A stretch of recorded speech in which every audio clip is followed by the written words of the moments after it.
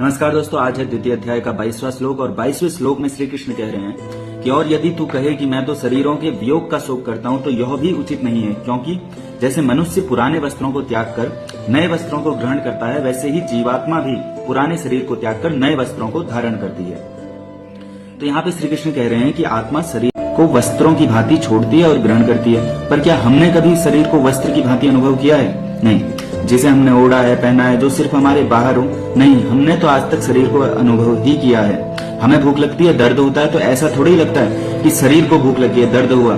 ऐसा लगता है कि यह सब तो मुझे हो रहा है। तो हमारा शरीर से तादात्म्य बहुत गहरा है। हमारे लिए शरीर ही सब कुछ है, शरीर ही मैं हूँ। क्या हमने आंख बंद कर कभी और सोचा कि शरीर की उम्र तो 40-50 हो चुकी है, पर मैं तो हमेशा वही हूँ। शरीर सुंदर होता है तो हम मानते हैं कि मैं सुंदर हूँ, शरीर स्वस्थ होता है तो हम मानते हैं कि मैं स्वस्थ हूँ।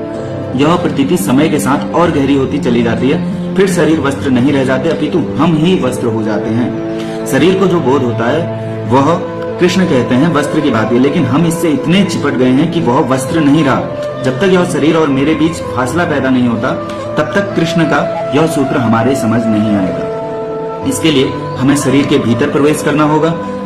अभी हम शरीर से को बाहर से जानते हैं, हमने शरीर को भीतर से अनुभव करने की आज तक कोशिश ही नहीं की।